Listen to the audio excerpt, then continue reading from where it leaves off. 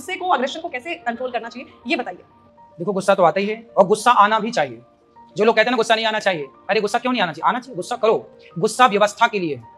भीष्म पितामह को गुस्सा नहीं आया, द्रौपदी की साड़ी उतर रही थी। अब कोई आपको परेशान करे और हमें गुस्सा ना आए, उसका पांव तोड़ के हाथ में दे देंगे। वहां गुस्सा करना चाहिए।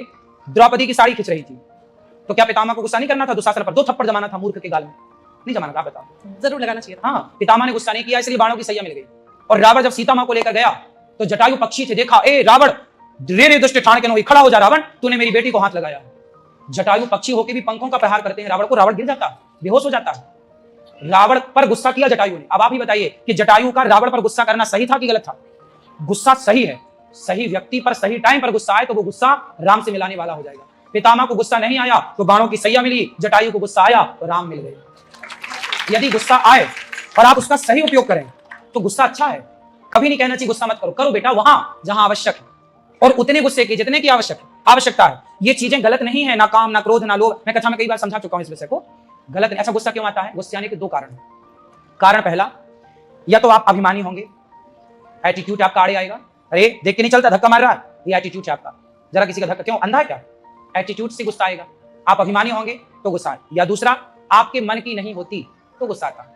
आपके मन की हो गई तो आप खुश, और नहीं हुई तो चिड़चिड़ापन, गुस्सा। इसलिए मन की क्यों? हमारे मन की कभी नहीं होगी। जो हो रहा भगवान के मन की, अपने मन की छोड़ो, भगवान के मन की में मन का मिलाओ। और एटीट्यूड, अभिमान क्यों करना? हम अभिमान के बारे में बहुत समझाते हैं।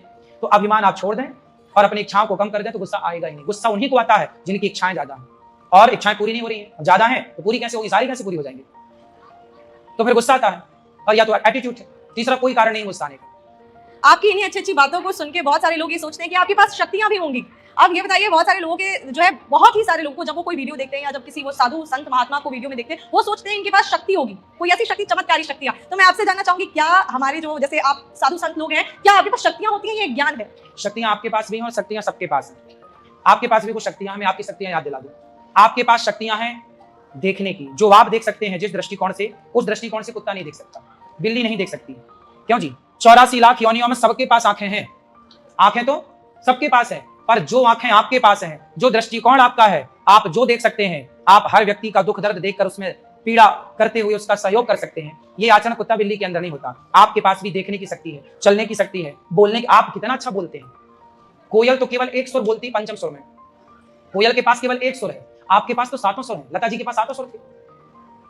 अब आप ही बताइए कि आप, ये शक्ति नहीं है, आप इतना अच्छा बोल लेते हैं तो हम बोल पा रहे हैं। ये ईश्वर का दिया चमत्कार तो है। 84 लाख क्यों नहीं? बताओ, आपकी तरह कौन बोलता है?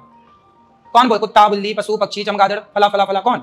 कितना अच्छा आप बोलते हैं। तो ये शक्ति है आपके पास। बोलने की शक्ति है, देखने की शक्ति है, चलने की, दौड़ने की, विवेक। इंसान ऐसा है जो शेर को बस में कर लेता है, हाथी को कंट्रोल कर लेता है, बंदर को नचा देता है। कितनी शक्ति है आपके पास।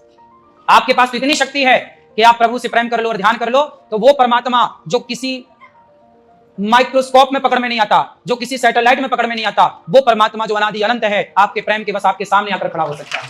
इतनी शक्ति आपके पास। आप चाहो तो ईश्वर को सामने खड़ा कर सकते हैं। क्या ये शक्ति नहीं आपकी? बस आप अपनी शक्तियों का सदुपयोग करें, सही वे पर ले जाएं तो आपकी शक्ति कारगर है। आजकल सुपर पावर की बड़े बच्चे बातें करते हैं कि सुपर पावर, अगर महाराज जी मैं आपसे पूछ रही हूँ, अगर आपको सुपर पावर मिले तो आप क्या चेंज करना चाहेंगे, क्या पाना चाहेंगे, ये आपसे जानना चाहूंगी। अगर सुपर पावर मिले तो? सुपर पावर मिल जाए तो मैं चाहूंगा कि सबका दुख मैं ले लूं और अपना सारा सुख सब में बांट दूं।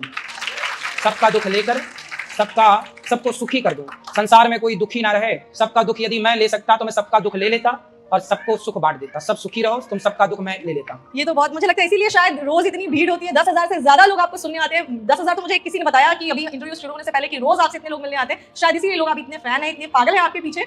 आचार्य जी, एक और कुछ चीजें, जैसे हमने बहुत सारी सीरियस बातें की, साधु संत को जब लोग देखते हैं तो सोचते हैं ये तो बड़ा सात्विक खाते होंगे, ये बड़ा सात्विक होते होंगे। आप गाते बड़ा अच्छा है, मैंने आपके बहुत सारे भजन सुने हुए हैं।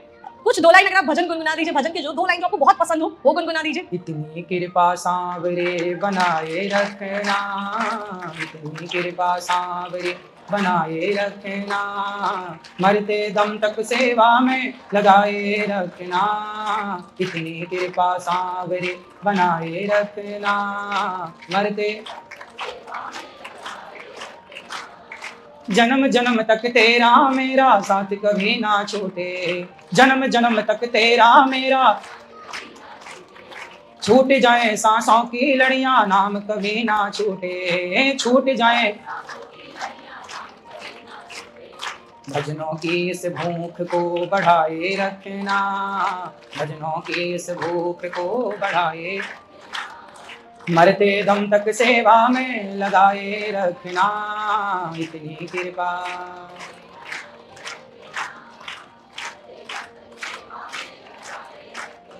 बोलिए गौरी गोपाल भगवान की।